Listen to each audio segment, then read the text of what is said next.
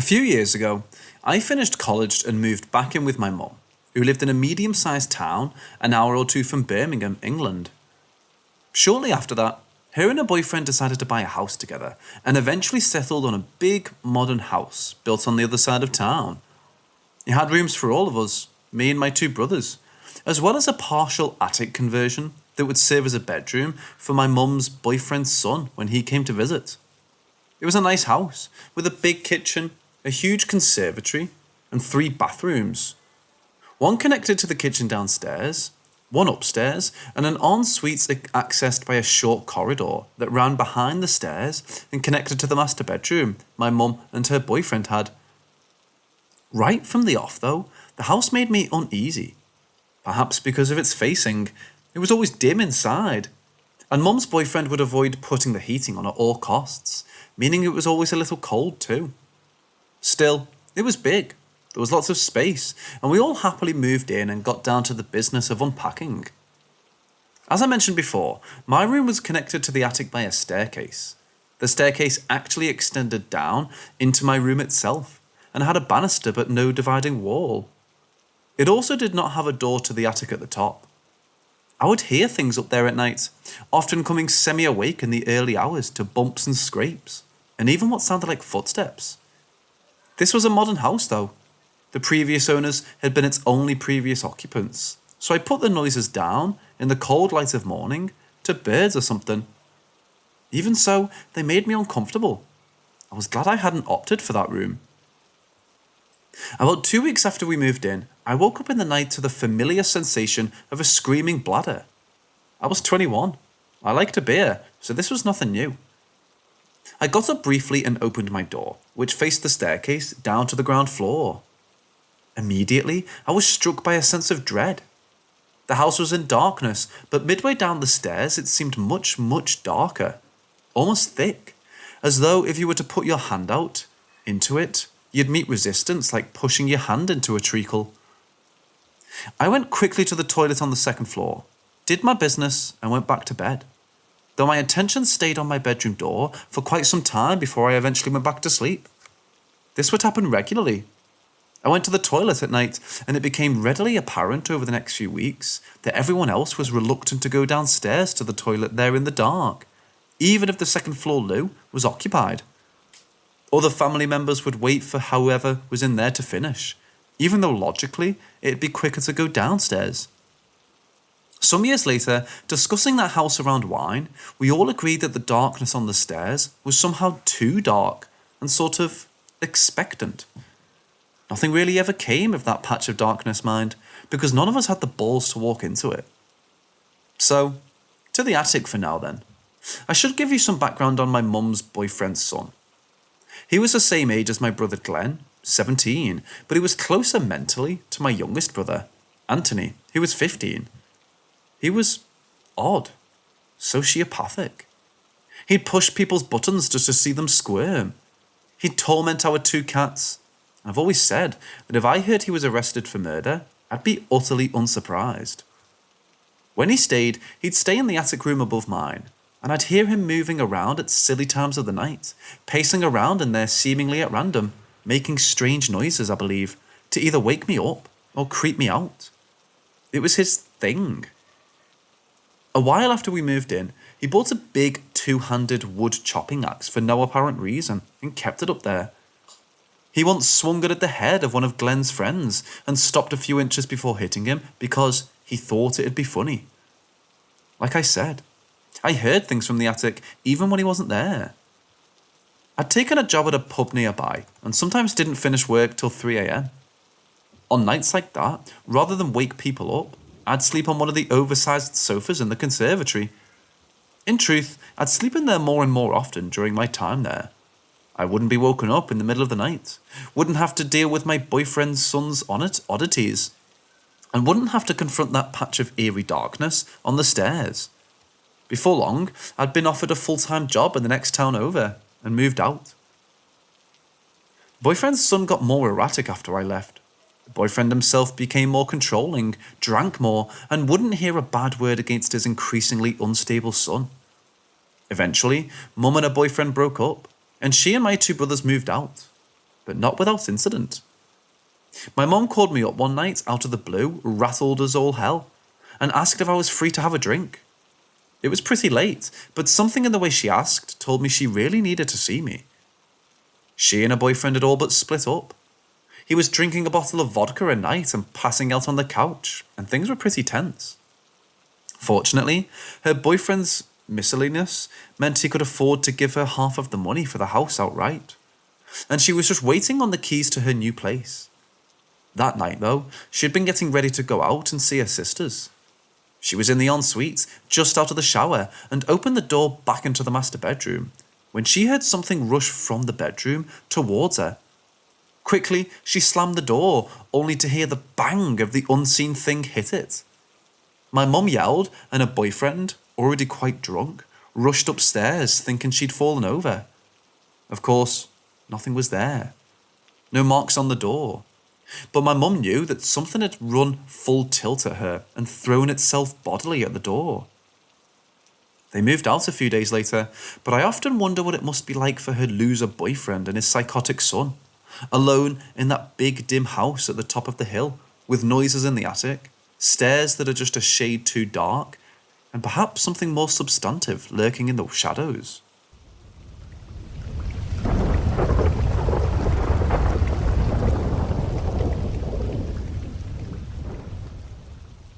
"20 or so years ago, I lived in rural Wales, in a tiny village near other tiny villages, probably most recognisable from the hotel featured in the first episode of the detective show Hinterland. My best friend lived in the next village over, and there were two routes between his and my house. The roadway, which took an hour and a half, and a path through the forest that took half an hour and required crossing the Miners' Bridge. The Miners' Bridge got its name because it was built in the same location as a much older bridge, used by the silver lead miners when they went to collect their weekly pay. It was halfway down a narrow ravine, carved by the waters of a fast stream into the valley floor, accessible on either side by switchback gravel paths and barely touched by the light from the village at one end. I would walk that way a lot after hanging out with my friend.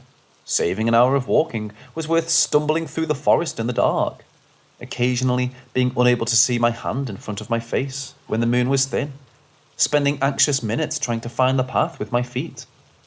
Anyway, I digress.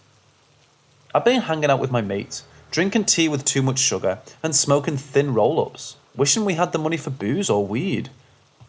It got to 2 a.m. and it was home time. Summer was fading, but it was still warm and the moon was near to full, so I probably wouldn't get lost in the woods this time. 30 minutes, this late beats an hour, and a half any night of the week and twice on Sundays. I picked my way down the switchback gravel path, feeling the stones underfoot, hearing them shift, and walked out onto the bridge. The moon was up, and everything was bathed in pale light. Down in the ravine, all you could really hear was the water at the bottom, trickling through at speed, the ravine amplifying it and drowning all else out. I got halfway across, and the hairs on the back of my neck stood on end. All I could hear was the water, but I knew something was different. Everything was suddenly wrong somehow. I stopped walking and turned around. Standing at the end of the bridge from whence I'd come was a thing. It was at least 3 feet taller than I was, and I was completely motionless, standing at the end of the path at the foot of the bridge, and looking, I was sure, directly at me. I want to tell you I could make out features, but I couldn't. It was a figure that had made its way down a gravel path. I can't imagine a Shaolin monk walking without making noise, taller than the tallest person I've ever seen, and radiating such hatred that it almost felt physical. I froze. I guess I was stuck there for barely 30 seconds, just long enough to recognise that this thing had limbs that looked as though they'd been repeatedly broken and reset wrong, and that it despised me before my fight or flight made a decision, and I ran faster than I ever have home. I slept with the light on for a week and never went anywhere near the Miners' Bridge again. I don't know what I saw. Like I said, I'm skeptical, but I have absolutely no rational experience for what I saw that night. As a consequence, I don't dismiss anything out of hand. Have you ever seen or experienced something that had a comparable effect?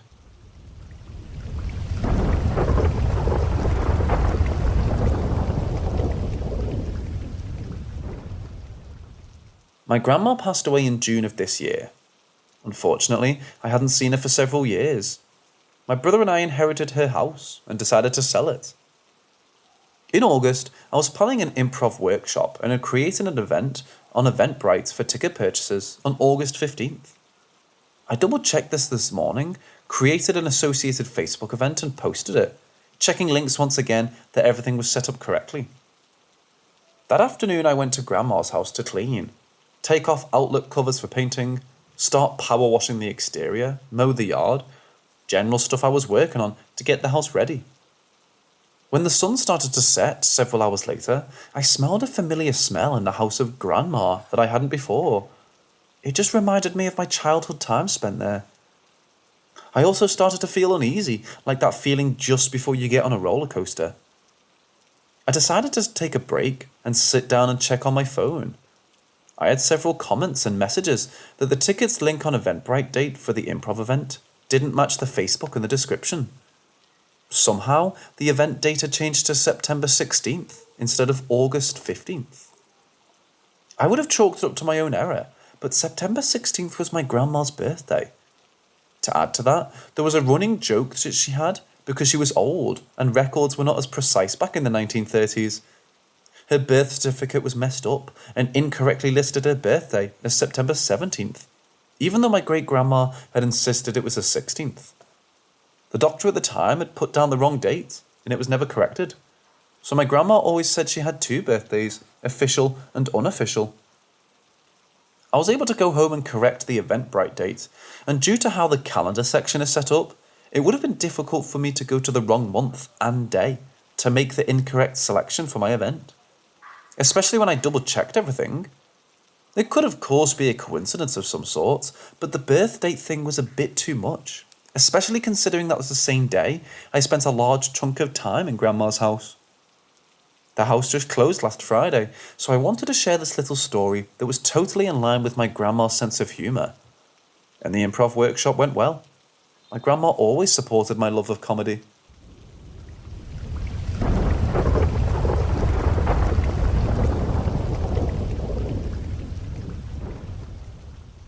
So this story happened to me when I was 25 years old, living in Las Vegas with my then husband and our son who was 4 years old. Our schedules were pretty much the same every day.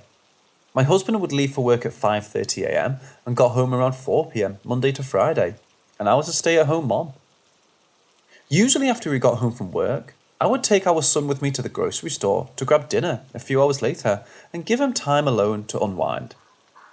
The Smith's grocery store by my house was literally less than a 2-minute drive away, and it's one of those grocery stores with the gas pumps in the parking lot. So once a week, after grabbing groceries for dinner, I'd go to the pumps and fill up my car while my son slept in the back seat. On one of my daily trips to the store that included a stop at the gas pumps, I was pumping gas and a truck pulled up to the pump on the opposite side of mine. The man quickly did whatever he came to do and pulled off. As I was finishing up and walking around my car, he pulled up alongside my car and rolled down his window and said, "I just needed to tell you that the only reason why I pulled up to the pump was to get closer to you. I saw you and just had to tell you how beautiful I think you are." He looked like Ted Bundy on crack. I was nice though and politely told him, "I'm flattered, but I'm happily married with a son." He responded with, "I know, I just had to let you know how I felt," and started to pull off but stopped and backed up. Rolling his window back down, he said, "By the way, if you tell your husband what I said, I'll fucking kill him." And then he sped off. I was shocked and immediately got in my car and called my husband and told him what just happened. He told me not to drive home in case he follows me and to just run the first light I come to and speed.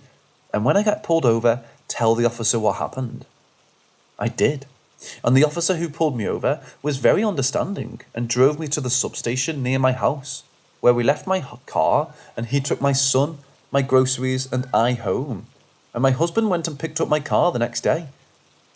I thought that was the end of it, but somehow I knew it wasn't. I told my husband how it bothered me how sure of himself the guy seemed when he said he'd kill him, and how he responded with, "I know," when I told him I was happily married with a son. Was it possible that he already knew where I lived? How long had he been stalking me before he approached me that night? A few nights later, my husband realised we were out of cigarettes and decided to run to the store to get some. It was late, so our son was fast asleep and I was playing on the computer. He left through the laundry room door into the garage where our cars were. Not long after he left, I heard the laundry room door open again and someone came inside. I called out to him, "Honey, what did you forget?" But I got no answer. However, I could hear someone moving around in the laundry room. I called out to him again, this time a little nervous.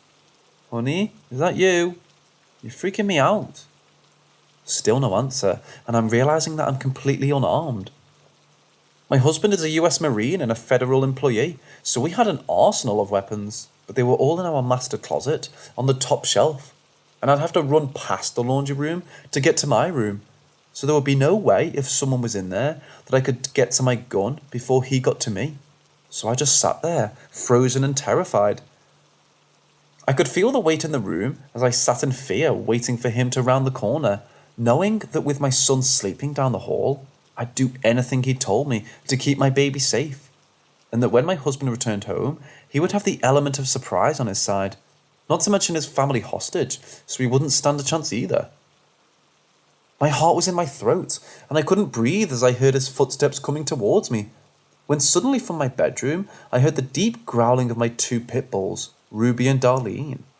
And before I could think, I saw both dogs dart into the laundry room. At that moment, I heard the garage door open and slam shut as a man screamed.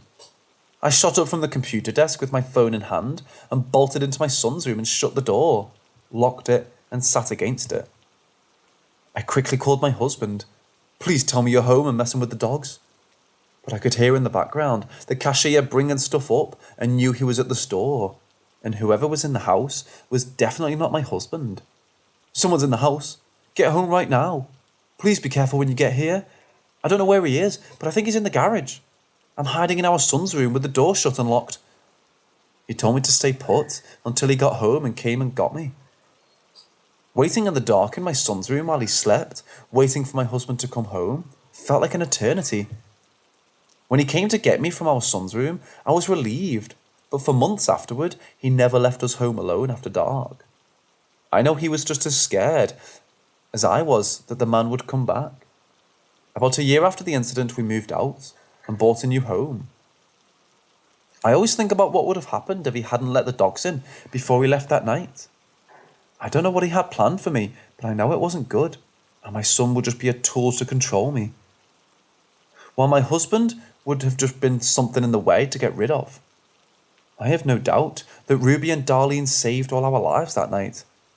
Now that they've crossed the rainbow bridge from old age, and my husband and I are no longer together, and our son has grown, we all still sleep with dogs in our rooms from that night.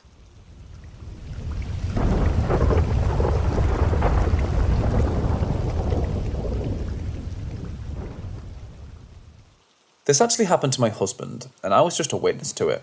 So I'm going to do my best to convey his part of the story from his perspective, the way he told it to me. But first I'll start with mine.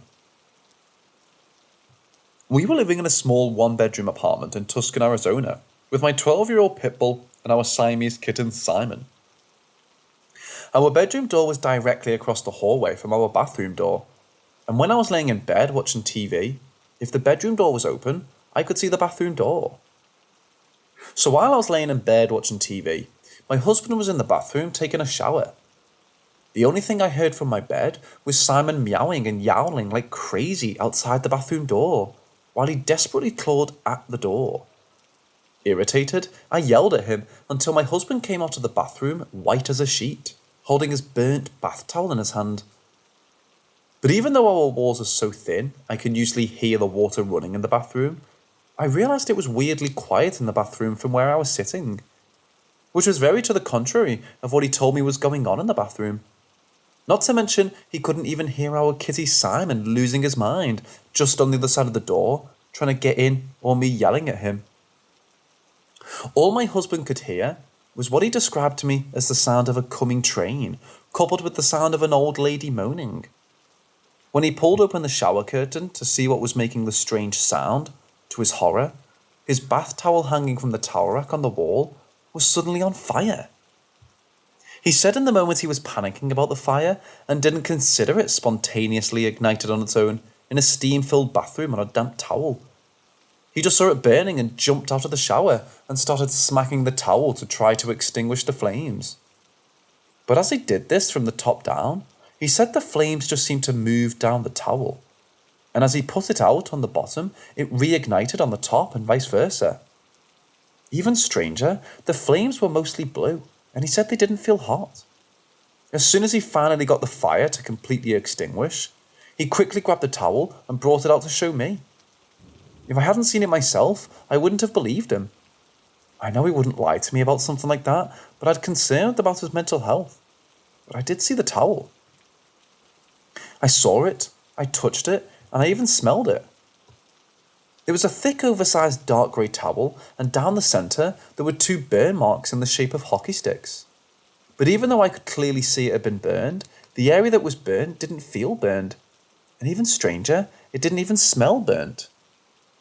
This happened in 2018, and we've had several paranormal encounters since then, but nothing compares to the self-burning towel, and it still freaks us out to this day. I mean, what the heck happened?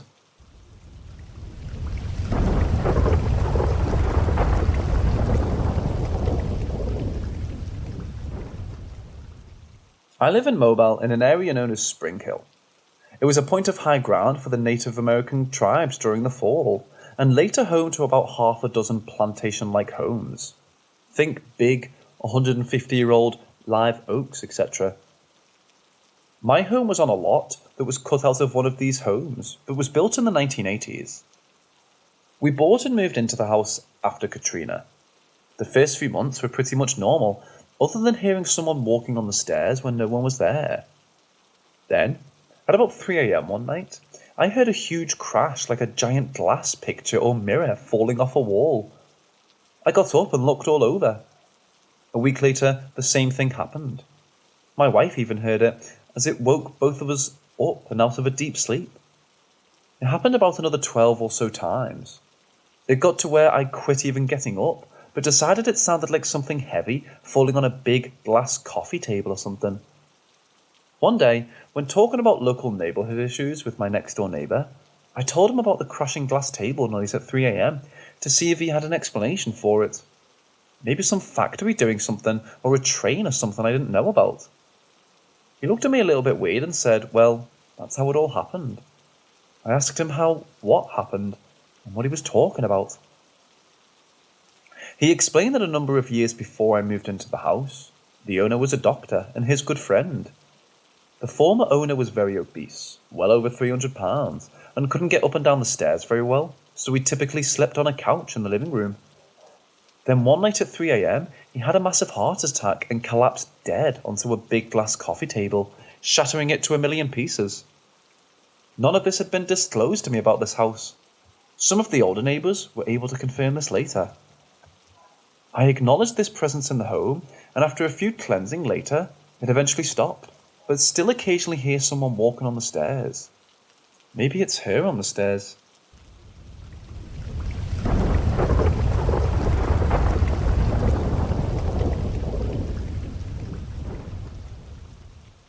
Early this spring, me and my friends were in Naples, Italy.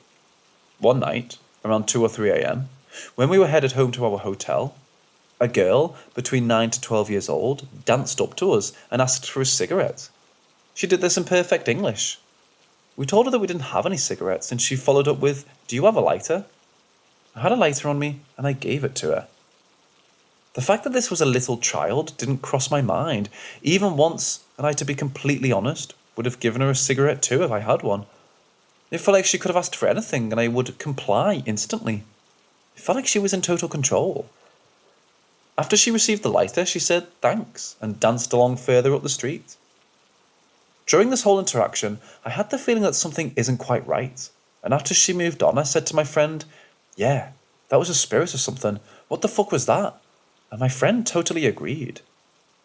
Both me and my friend are not very superstitious or spiritual, and we sat up early until morning, just talking about this experience.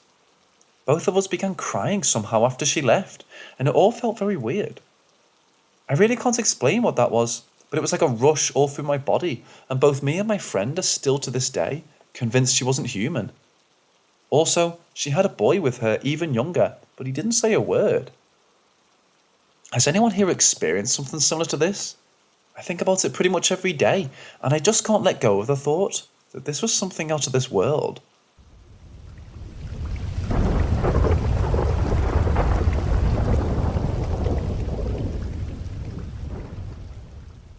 When I was around 15 or 16, my mom went to a yard sale and found a picture of an older woman from the 1800s.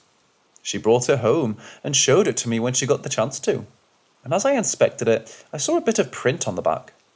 Some of it was damaged, so I couldn't read the full text, but from what I could see, I determined that whatever had been written on there was German. All in all, it was very cool, but the woman in the picture wasn't exactly as cool as the origin of the piece itself. She seemed angered and kind of sad, making me feel a bit bad for her. To me, she appeared to be rather bitter, maybe even lonesome, something which tugged at my heartstrings. A few years passed with the picture residing in our kitchen. My family went through some hardship, and then all of a sudden, I was in my 12th grade year of high school. Because of COVID and learning from home and all that jazz, I had to do online classes and only got 2 days of in-person school, leaving me with packets upon packets of work to do for basically every class which I was taking to do at home. Because of my workload due to COVID cramming, I had to stay up late and do my homework, and then I had the last hour of my night, which was usually like midnight or 1 in the morning, to work out. After my workout, I would come into the kitchen to get some water. One night, while I was filling my glass, I felt a gust of wind behind me, even though the windows were shut, and I began to get this sensation of anxiety, along with feeling very unwanted in that part of our house, especially with being around the picture of the woman. Scared, I quickly chugged my water and ran to my room. After that night, I had experiences like that regularly in our kitchen. After a while, I told my mother about it, and she said that she felt that her yard sale find had lost a spirit attached to it, explaining that she'd felt a presence in the kitchen for quite some time.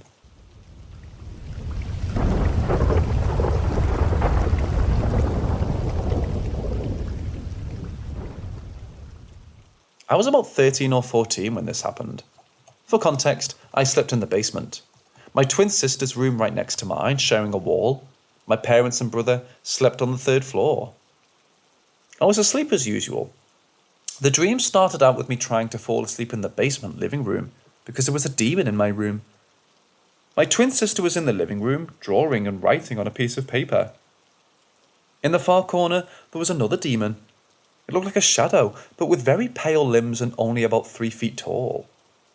I looked at what my sister was drawing, and it was a sketch on the entity with the name Anne scribbled all over the paper about 100 times.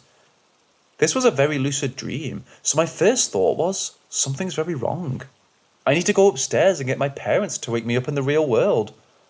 And for some reason, I believed there were things upstairs, on the main floor, that could hurt me, so I didn't want to go alone. My brother was sleeping in my sister's room in this dream, so I decided to wake him up to come with me to go to get my parents to wake me up. As I was walked into the room, my brother immediately woke up, and before I could say anything, the demon that I thought couldn't leave my room came in and started grabbing me, repeating the phrase, "I will always be here for you." It had no face, just a mouth. Its skin was so pale and thin I could see its veins, and it had like 6 arms. I immediately woke up. It was 3:53 a.m. I sat in bed terrified until 3:56, when I heard the footsteps of my twin sister running upstairs. I have no idea how I managed to fall back asleep, but I was too scared to leave my room.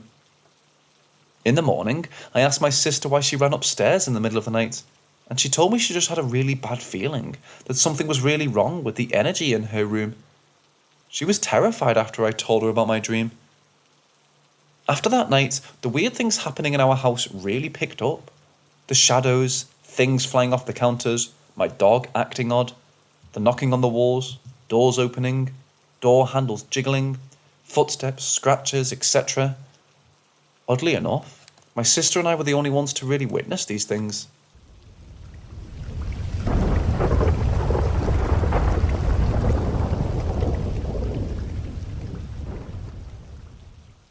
I love camping.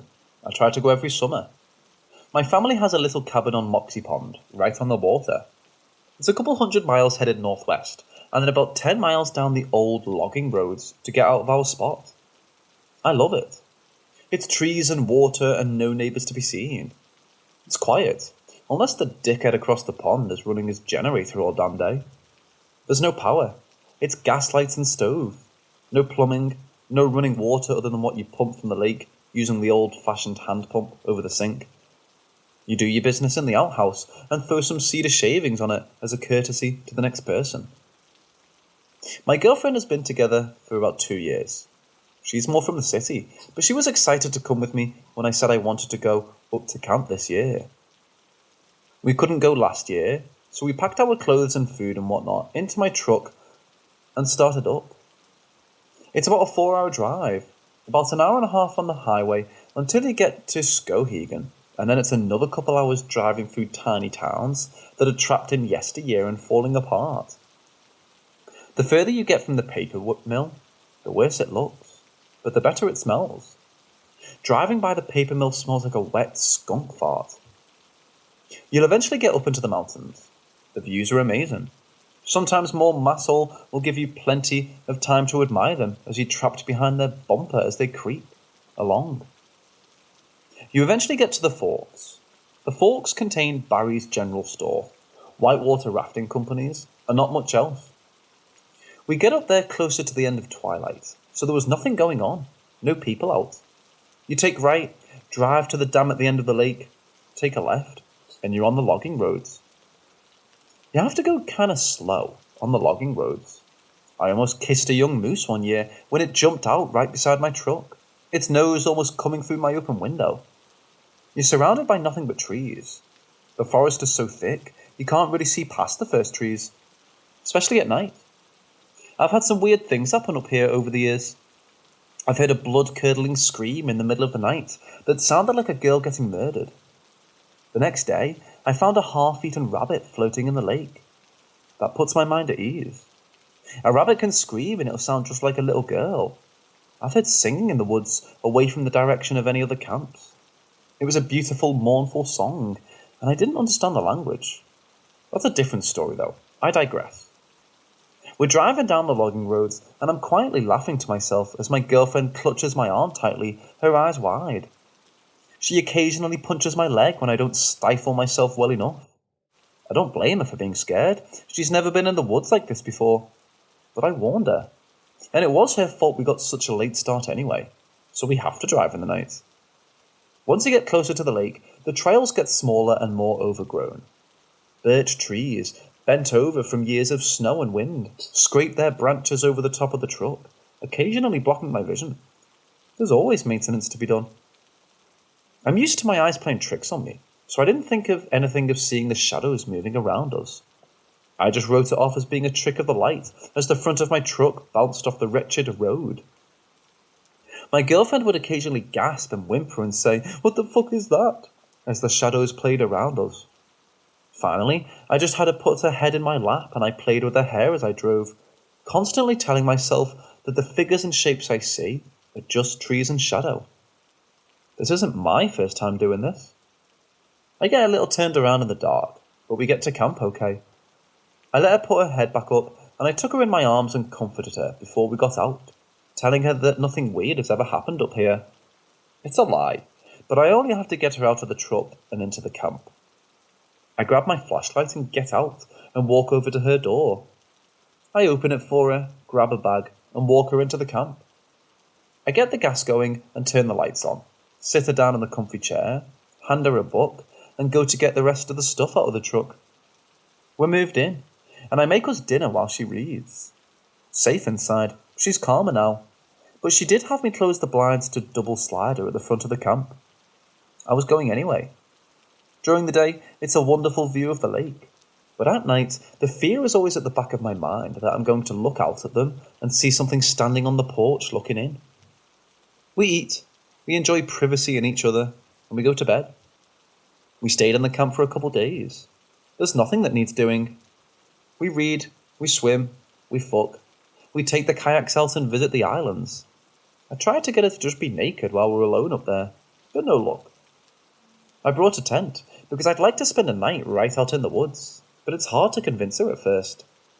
But after a couple of nights spent drinking by the fire, without anything weird happening, she's more inclined to try it. As long as I bring my shotgun, which I was going to do anyway. I've never had an encounter with a bear or wolves up there, and we didn't hear any howling, but I'm not staying in the woods unarmed. It's the third or fourth night when we go out. We don't go far, because I know better than just to wander off into the woods. We stay in sight of the big tree beside camp. We can't see the camp, we can't hear the water, but we found a nice flat spot in a small clearing, and I put the tent up. You can probably imagine how we then spent the rest of the day. We had hot dogs and s'mores over the fire that night, and then I put the fire out and we staggered to bed. She fell asleep quickly. I didn't sleep so well. I feel like I was in and out all night, more caught in the in-between world than actually sleep. I felt her get up and saw the muted light from her hand covering the flashlight, but I couldn't react or say anything. I'm not sure I didn't dream it. She went out, and after a minute she came back in, with the light off. She laid down and was out again. I still couldn't move, so again, I'm not sure I didn't dream of her going out. My dreams are generally not exciting, but I know I woke up when I heard her voice from outside the tent, her face on the other side of the fabric. A desperate and terrified whisper. "You need to get out of here. That's not me. Get out. We need to get back inside the camp." My blood ran cold and my eyes opened. At least, I think they were open. I couldn't see anything. I sat up and went to reach for my shotgun just in case. But I felt her hands wrap around me and gently pull me back down. She whispered, "Where are you going?" And I just froze. I let her pull me back down as my mind raced. My thoughts were like a broken mirror, tumbling around in a dryer, smashing into each other and splintering even more. I said nothing. I just laid down and listened. My girlfriend still had her hands lightly across my chest, and she seemed to have fallen asleep again. I laid there in the dark, straining to hear anything other than her breathing. There was nothing. I had to chalk it up to dreaming, but I also had to look before I could go to sleep. I started to get up again, but again she pulled me down and got on top of me, aggressively kissing me. She didn't go to bed naked. She always wears pajamas. She wore some light blue pajama pants and one of my shirts to bed, but they're gone now though. I wore nothing to bed, so it was easy for her to get what she was after. It's exceedingly rare for her to initiate. That's almost always been my job. She's always an eager participant, but I think this was maybe the third time in 2 years that she initiated herself. And she put herself on top, and she was aggressive. I'm not complaining about not having to do the work, or the enthusiasm, but all three together is like finding a unicorn. A fucking unicorn. And she did a thing. I eventually put what happened out of my mind and finally got my head in the game, thanking the alcohol. After we finished, she immediately got up and went outside. I figured she just had to pee, but she didn't bring a light. She never just gets up right after. We always just lay there for a while. She left the flap open. I'm sure because she was coming right back. I noticed I couldn't hear anything at all. Not that I was trying to hear her piss, I just figured that she wouldn't be concerned about it and go too far from the tent in the dark. After a couple minutes, I heard her footsteps returning.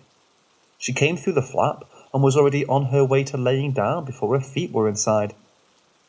I followed the sound and caught her in my arms. She was dressed again. I was going to ask why she left her clothes outside, but she was asleep by the time her head hit my chest. I kissed her forehead and rolled her off of me so I could zip up the tent flap. Then I laid down, absolutely exhausted, and at some point I fell asleep while listening to the absolutely nothing going on in the woods around us. I thought it was strange, but I just figured it was because we were out here. The next morning, I made pancakes and bacon over the fire for us. I mentioned the happenings last night, and she just looked at me quizzically. She couldn't remember any of it. She only remembered waking up to pee, taking the light, and then just going back to the tent and crashing again. She's not superstitious, so she just blamed the alcohol and was happy that she made me happy, and that was that. After breakfast, I started to break down the camp. I packed up some things for her to take back, pointed out the tree by camp, and sent her on her way. I watched her walk away for a minute because I just enjoy watching my girlfriend walking away. She disappeared into the woods, and I set about breaking the tent down and getting it packed up. It went slower than I would have liked. You have to get everything just right if it's going to fit in its respective bags again. After struggling for a bit and scratching my head, I became aware that I wasn't alone.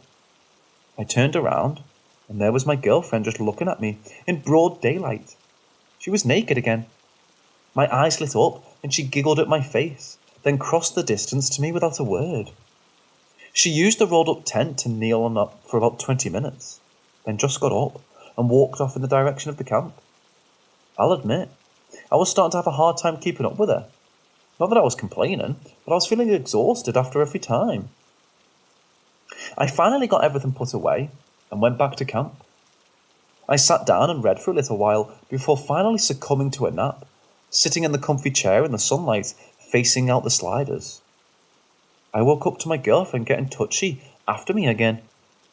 When we were done, I immediately passed out. I woke up sometime in the mid-afternoon to the wind and rain. I'm not sure when, but we don't have a clock at camp. My girlfriend had moved to the couch reading. She was in just her underwear. I didn't know what prompted this change in dress code and appetite. I thought it was weird, but I was also happy about it. I started picking things up as we were leaving the next morning. I went into the bedroom to gather some clothes. Her blue pajama pants and my shirt weren't anywhere to be seen. I asked about them, and she said they were already packed. I went outside to take a leak. The winds were getting stronger now, and occasional fat raindrops would slap against my body.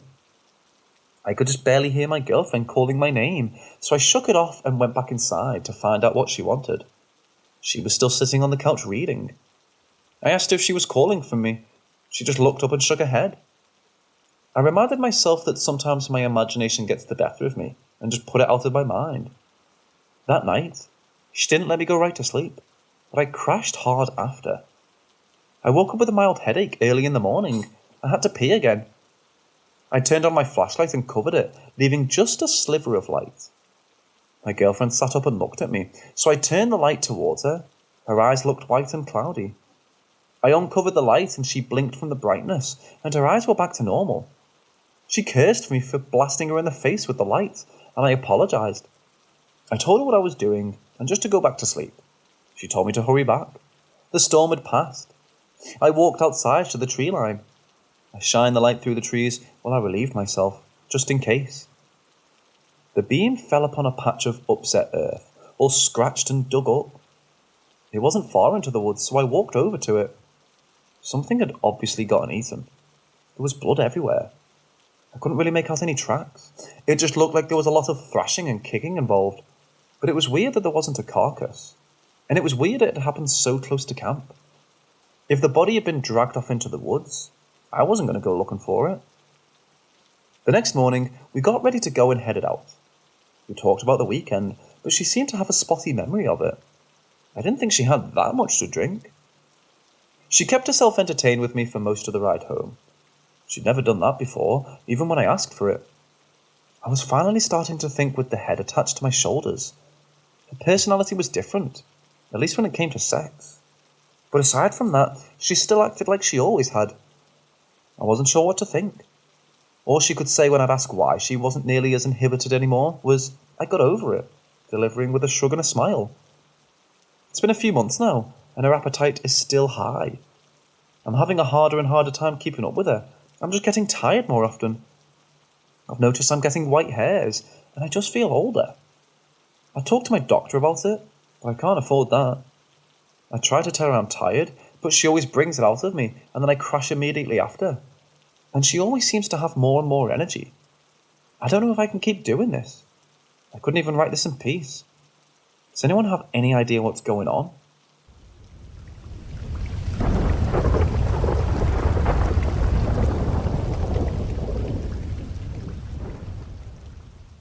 I decided to get some ice cream on a whim. It didn't matter that it was already in the 50s in San Francisco. Who doesn't like a little fog and mist with their ice cream? I need to stop asking rhetorical questions. It's an annoying habit. Anyways, I didn't normally walk that route, not at 8 p.m. on a weekday, but I did walk that route, and I did see her. I saw her walking towards me like out of a movie. The chill wind blew back her hair a little bit, and she was wearing a beanie, like she always did when we were together. Her coat was that baggy corduroy with the high neck, the kind of jacket that's cute but almost disgusting in its grunginess. I had imagined this sort of scenario a few times. I had imagined her shuffling back into my life. She always had this really annoying habit of dragging her feet. She used to always trip if she had too much to drink, because her shuffling would just get worse, and her heels would stumble over the cracks in the pavement. It was a maddeningly endearing quality she had. "Ava!" I yelled at her. I was maybe 20 feet away, maybe a little overeager in my introduction, but it was like she didn't hear me. "Ava!" I yelled again, quickening my steps towards her, and this time she looked up. She stopped walking. She took a step back. "Ava," I said, "I thought that was you." "Excuse me," she said, voice quavering. "I think you're mistaken." She took another step back. I reached out to her. It was her. She must have recognized me in the lighting. Her voice was the same. Her look was the same. I smiled. "Ava," I said, "don't be silly. It's just me. It's been forever. I just wanted to say hello." She stared at me hard. I shifted. I hadn't thought things were so amicable between us. "I don't know you," she said. And this time, her voice was hard and angry. "Ava," I said, "I'm sorry. I just wanted to say hi." "I don't know you," she said, almost in a scream. I jumped back. She turned around to walk away. "Wait," I said. I ran up to her and grabbed her shoulder. She flinched. "Wait," I said, "just let me buy you dinner. I know things could have ended a bit better between us, but I also know you are who I think you are. Here, give me your phone." She pulled away. "Don't touch me." "Ugh," I said. "Okay, fine. Are you free tomorrow? If so, meet me at La Taquera. Meet me at 6. I'll buy you a burrito." "That's the least romantic thing we could ever do. There'll be lots of people around." I paused, trying to soften my voice a bit. I sounded so desperate. "I just want to catch up." She walked by me quickly and glanced one back time to make sure I wasn't following her. The next day, I was distracted at work. I kept thinking about my meeting with Ava. Why had she pretended that she didn't recognize me? I was a bit shaken. Why did I insist she meet up with me for dinner? I thought back to the last time I had seen her. She was leaving my apartment, headed for a bus ride to Los Angeles. I wished her well. I didn't think at the time that she had been the one, and I know I hurt her. Still, I hadn't expected her to leave so suddenly. Such is life, I guess. I was just keeping her around for my ego. But the thing about Ava was that the longer she was gone, the more I realized how much better she had made things. Like, she had this subtle presence that was sort of maddening. I felt like she had just become this unavoidable part of my life. And as a 25-year-old, I hadn't been ready for that. It had been hard dumping her because there wasn't really anything wrong with her. I just wanted someone exciting, someone who would keep me on my toes. She accepted everything about me, and it was boring. It was so boring. Well, if it was so boring, then why was I walking to La Taquera? Why was I leaving 20 minutes earlier than I needed to? I was curious what brought her to the city, curious as to what she was doing now. I wanted her to be doing well. I waited outside the door. It was really cold outside, but I was sweating, so I didn't mind getting some air. People looked at me as they walked inside. I held the door for a few. The girls smiled at me. I tended to have that effect on them. Even I'll admit that I'm handsome, as douchey as that sound. She didn't show at first. I was disappointed. But I stayed just in case she was running late. Ava had always been punctual, something that used to bother me.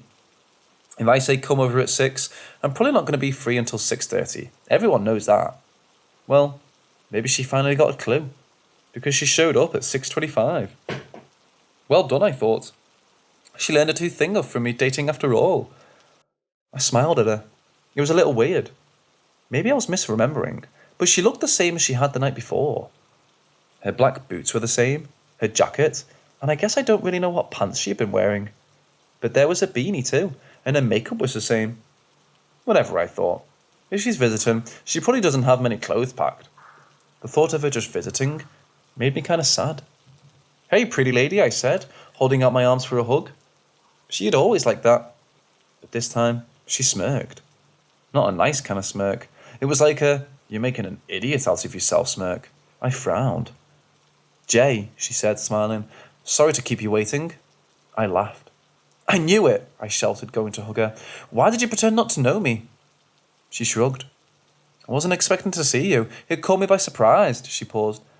I didn't think I wanted to see you again. I smiled. Well, I'm glad you changed your mind. Would you like to eat? She looked at the line. Oh, nothing, she said. Ah, come on, I countered. Since when did you stop liking burritos? It was almost our turn. I don't really eat burritos anymore. I still ordered her what I thought would have been a favourite. She looked at me, almost angrily. I told you I don't eat these.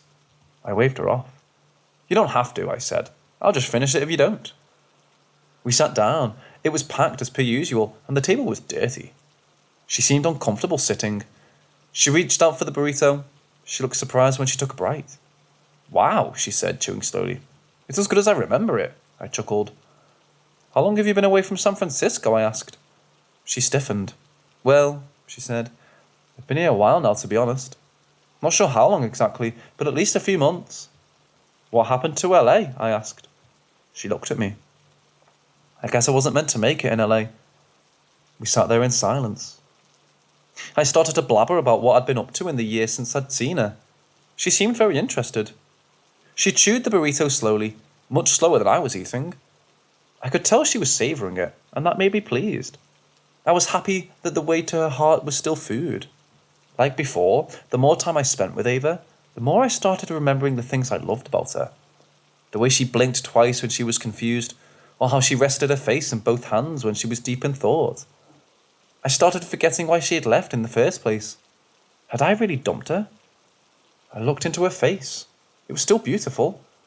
Damn, I'd let a good thing go. I shook my head. Hey, I'm really sorry about how we left things, I said. I didn't mean to hurt you. Her body language changed. You're sorry? She said slowly, like she was being sarcastic. You're sorry? She looked angry. Yeah, I said. You shouldn't have gone. You know me. I push away people I care about. I tried to grab her hand, but she snatched it away. I told you not to touch me, she almost snarled. I was hurt. My bad, I said. Should we grab a drink or something? I have a feeling that could do us some good. Or at least you'll be drunk enough to not remember the stupid shit I say. I didn't think she'd be down, but luckily she followed me out.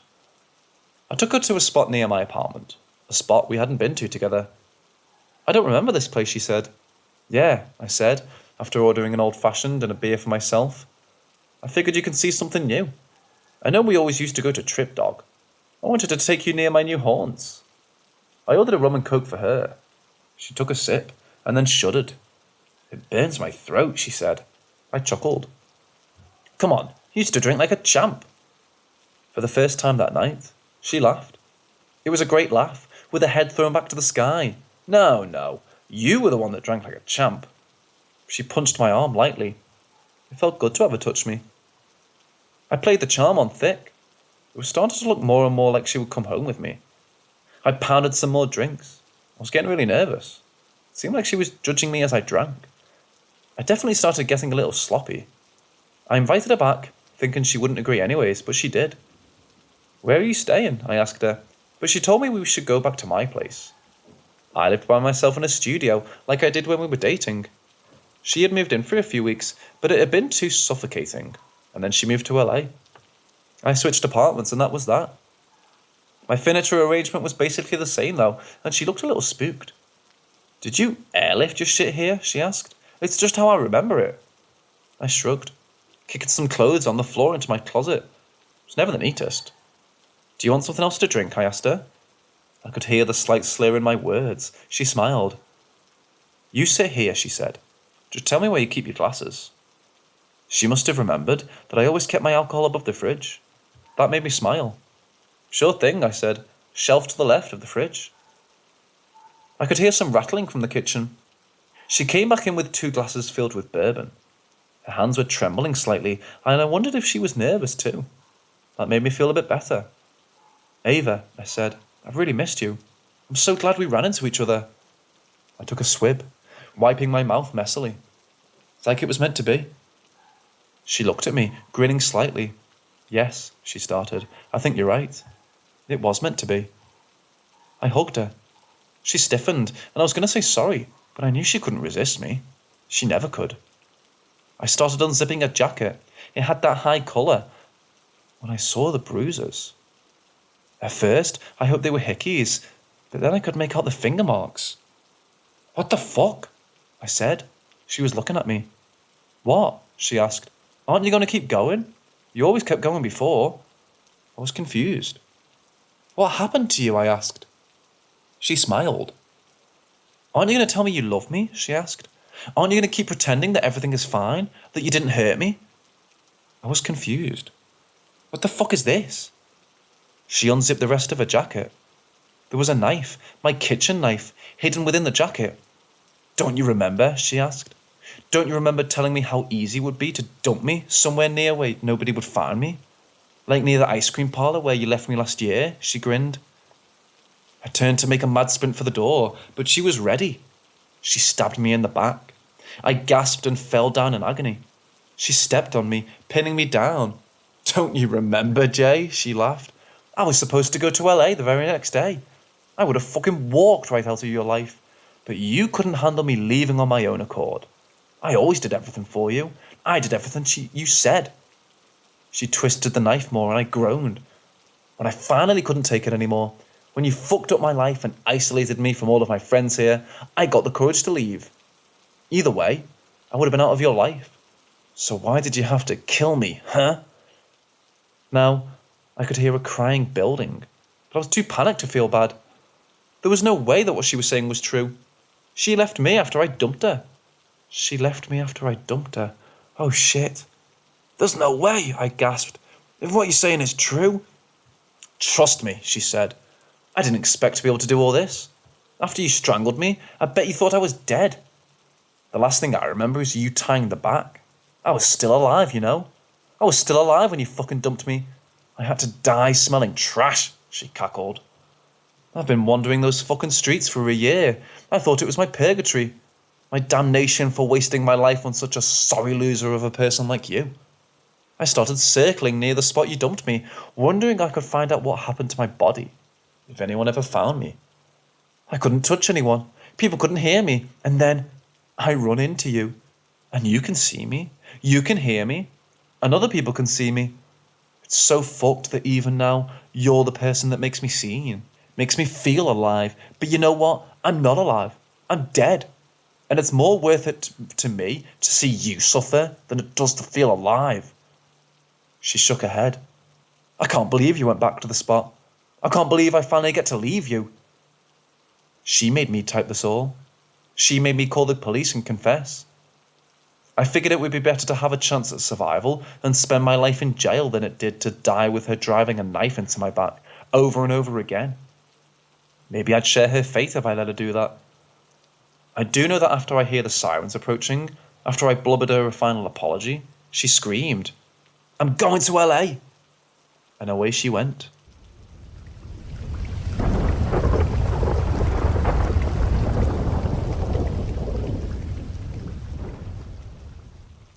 Back when I was around 13 years old, I was spending the night at my grandma's and also had to help watch my two cousins. I think they were around 7 and 4 years old at the time. I've always hated being in that house. Granted, both of my grandparents have depression, and the house in general is filled with dusty antiques and lacks sunlight. So those factors could definitely play into the negative energy. Regardless, I've always hated the overall vibe of that house. Even when I was a child and teen, I always picked up on the feeling that something just wasn't right. I felt like I needed to watch my back if I was alone, and I would often get a sense I was being watched. That night, my two cousins were acting up, and weren't going to bed. I was laying on the couch, facing towards the kitchen, and I was just kind of staring off into space and waiting for the kids to tire themselves out and fall asleep. Suddenly, I saw a tall shadow figure move across the hall from my grandpa's bedroom to the bathroom. I was scared shitless, but I didn't want to freak out my little cousins. So I turned my back away from the kitchen and squeezed my eyes shut, refusing to look back in that direction, and prayed I would fall asleep. Until my 7-year-old cousin asked, Who was that man over there? Is that Grandpa? I wanted to panic so badly, but I purposefully acted very dismissively and quickly said, "No, but it's time to go to bed." They fell asleep soon after. When I first saw the shadow, I thought I might have been seeing things. But to have my 7-year-old cousin see a figure without me mentioning anything beforehand confirmed what I saw. It really shook me. I also am certain the figure was not my grandfather. The figure looked to be around 6.5 feet tall and slender, while my grandfather was only about 6 feet, with more of a heavier build. I also asked him and my grandma if they got up in the middle of the night that night, and they both said no. While I'm not 100% certain as to what I saw and I'm open to alternative explanations, this experience definitely still lingers in my mind.